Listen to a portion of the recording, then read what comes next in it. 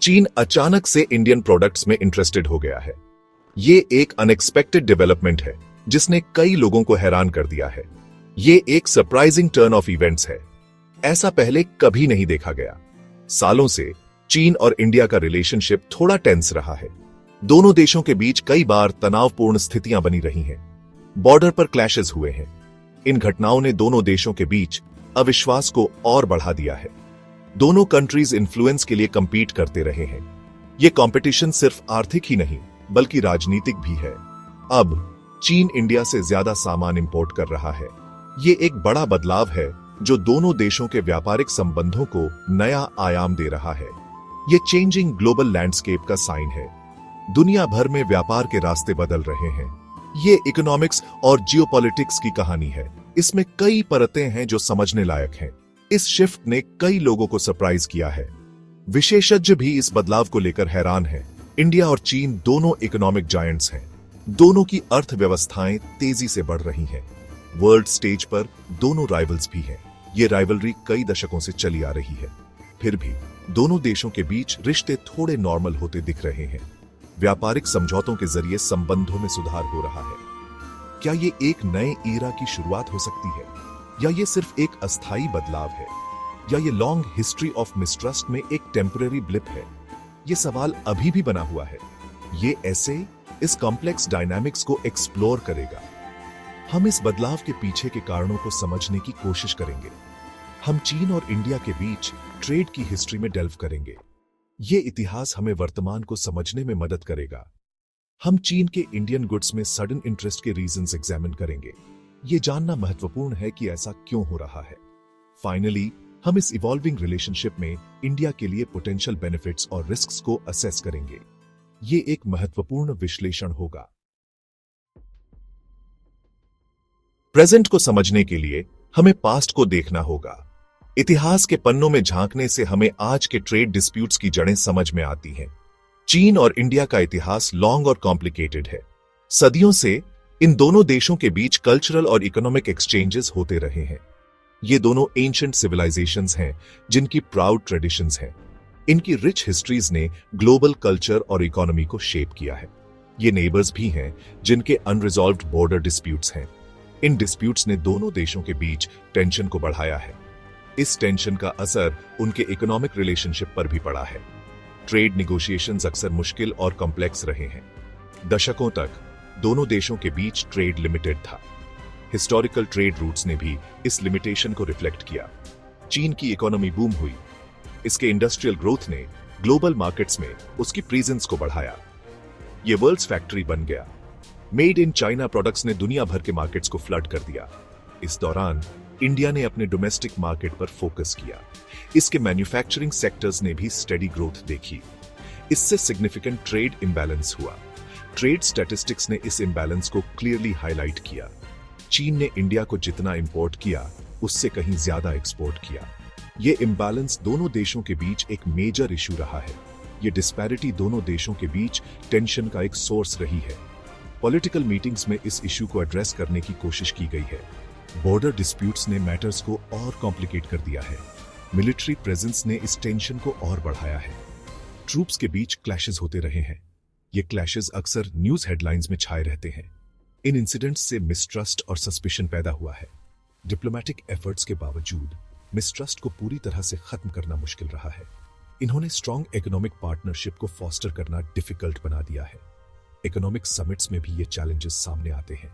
हालांकि recent years में रिश्ते सुधरने के साइंस दिखे हैं। डिप्लोमैटिक मीटिंग्स और जॉइंट फोरम्स ने पॉजिटिव डेवलपमेंट्स को इनकरेज किया है। दोनों कंट्रीज इंक्रीज्ड ट्रेड के पोटेंशियल बेनिफिट्स को रिकॉग्नाइज करते हैं। ट्रेड एग्रीमेंट्स ने इस रिकॉग्निशन को फॉर्मलाइज किया है। वे अपने डिफरेंसेस को ज्यादा कंस्ट्रक्टिवली मैनेज करने की भी कोशिश कर रहे हैं। कॉन्फ्लिक्ट रेजोल्यूशन मीटिंग्स ने इस दिशा में मदद की है। इससे एक ऐसा एनवायरनमेंट बना है जहां इकोनॉमिक कोऑपरेशन फ्लोरिश हो सकती है। फ्यूचर में ये कोऑपरेशन दोनों देशों के लिए बेनिफिशियल साबित हो सकती है। चीन की इंडियन प्रोडक्ट्स के लिए ग्रोइंग एपेटाइट का एविडेंस नंबर्स में है। यह सिर्फ एक ट्रेंड नहीं है बल्कि एक सिग्निफिकेंट शिफ्ट है। 2023 में दोनों देशों के बीच bilateral trade record 137.2 billion US dollars तक पहुंच गया। ये आंकड़े दोनों देशों के बीच बढ़ते व्यापारिक संबंधों को दर्शाते हैं। ये प्रीवियस ईयर से 8.5% इंक्रीज था। ये ग्रोथ दोनों देशों के बीच म्यूचुअल ट्रस्ट और इकोनॉमिक कोलैबोरेशन को दर्शाता है। ज्यादा इंपॉर्टेंट बात यह है कि चीन को इंडियन एक्सपोर्ट्स 6% बढ़े। ये इंक्रीज इंडिया की ग्रोइंग एक्सपोर्ट कैपेबिलिटीज को हाईलाइट करता है। चीन इंडिया से क्या खरीद रहा है? लिस्ट डाइवर्स है। ये प्रोडक्ट्स कई कैटेगरीज में आते हैं। इसमें वेरियस इंडस्ट्रीज में यूज होने वाले ऑर्गेनिक केमिकल्स शामिल हैं। ये केमिकल्स कई इंडस्ट्रियल प्रोसेसेस के लिए एसेंशियल हैं। इसमें मिनरल फ्यूल्स, ओर्स और कॉटन भी शामिल हैं, जो रॉ मटेरियल्स में इंडिया की स्ट्रेंथ को हाईलाइट करते हैं।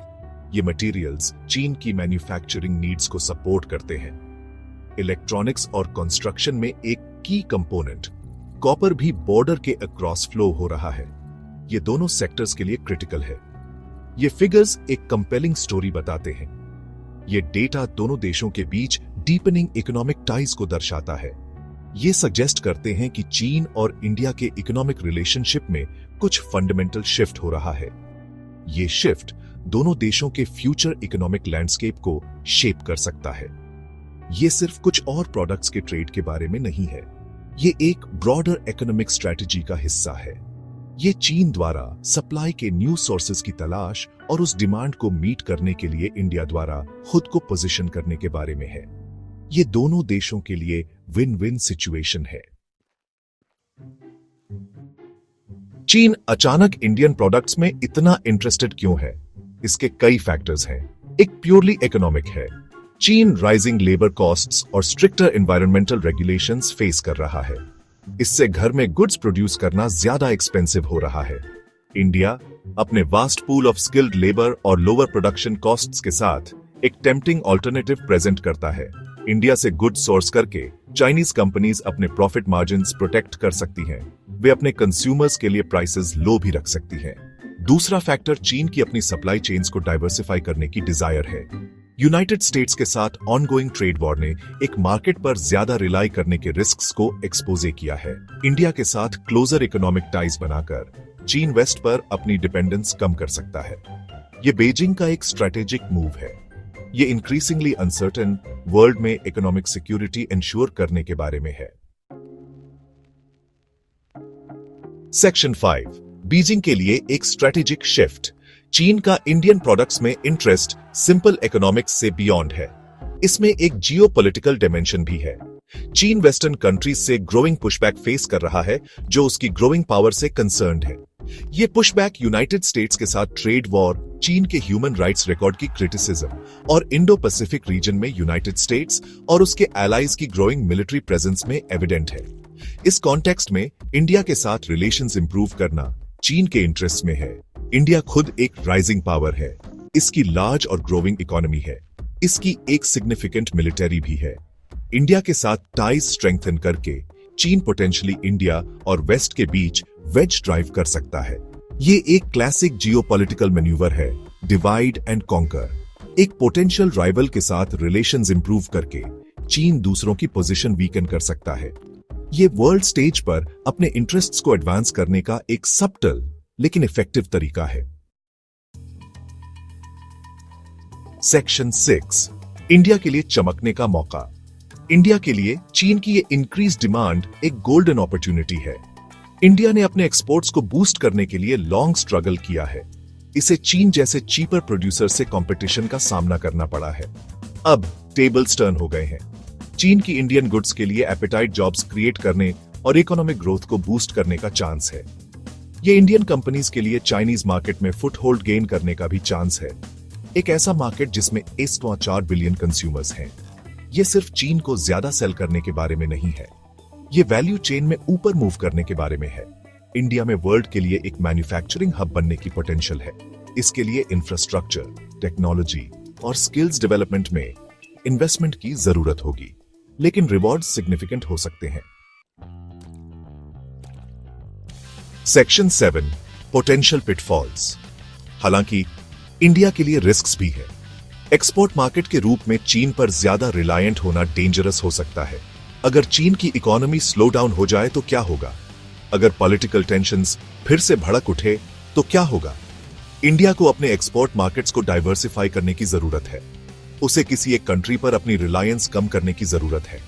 इसके लिए न्यू मार्केट्स एक्सप्लोर करने और एग्जिस्टिंग पार्टनर्स के साथ टाइज स्ट्रेंथन करने की जरूरत होगी। एक और रिस्क यह है कि चाइनीज कंपनीज इंडियन मार्केट को चीप गुड्स से फ्लड कर देंगी। ये इंडियन बिजनेसेस को हर्ट कर सकता है और जॉब्स कॉस्ट कर सकता है। इंडिया को अपनी डोमेस्टिक इंडस्ट्रीज को प्रोटेक्ट करने की जरूरत है। साथ ही फॉरेन इन्वेस्टमेंट के लिए ओपन भी रहना होगा। ये एक डेलिकेट बैलेंसिंग एक्ट है। सेक्शन 8 एक्सपर्ट्स के विचार। एक्सपर्ट्स ने इस इवॉल्विंग डायनामिक पर अपने विचार दिए हैं। चीन इंडिया ट्रेड में specialising economist doctor Rajiv Kumar कहते हैं, यह इंडिया के लिए एक सिग्निफिकेंट अपॉर्चुनिटी है, लेकिन इसे स्ट्रेटेजिकली अप्रोच करना क्रूशल है। एक्सपोर्ट मार्केट्स और डोमेस्टिक प्रोडक्शन दोनों के टर्म्स में डाइवर्सिफिकेशन रिस्क्स को मिटिगेट करने के लिए की है। गवर्नमेंट ऑफिशियल्स ने भी कॉशियस ऑप्टिमिज्म एक्सप्रेस किया है। इंडिया के कॉमर्स मिनिस्टर ने एक रीसेंट स्टेटमेंट में ट्रेड डेफिसिट को एड्रेस करने और इंडियन बिजनेसेस के लिए लेवल प्लेइंग फील्ड इंश्योर करने की जरूरत पर जोर दिया। ये वॉइसेस एक बैलेंस्ड अप्रोच की जरूरत को हाईलाइट करती है। इंडिया को अपॉर्चुनिटी सीज करनी चाहिए, लेकिन ऐसा ओपन आइज के साथ करना चाहिए। सेक्शन 9 ट्रेड का भविष्य। चीन और इंडिया के बीच ट्रेड का फ्यूचर अनसर्टेन है। बहुत कुछ पॉलिटिकल क्लाइमेट और ग्लोबल इकोनॉमिक एनवायरनमेंट पर डिपेंड करेगा। हालांकि एक बात क्लियर है, रिलेशनशिप चेंज हो रहा है। चीन की इंडियन प्रोडक्ट्स के लिए ग्रोइंग एपेटाइट टाइम्स का साइन है। ये शिफ्टिंग ग्लोबल ऑर्डर का साइन है। इंडिया के पास वर्ल्ड स्टेज पर एक मेजर प्लेयर बनने का अपॉर्चुनिटी है। क्या ये इस अपॉर्चुनिटी को कैपिटलाइज कर पाएगा? ये देखना बाकी है। फ्यूचर क्या होल्ड्स करता है, ये तो सिर्फ टाइम ही बताएगा। लेकिन एक बात सर्टेन है, दुनिया इस रिलेशनशिप को क्लोजली वॉच कर रही है। दोनों कंट्रीज के लिए स्टेक्स हाई हैं और आउटकम के फार रीचिंग कॉन्सिक्वेंसेस होंगे।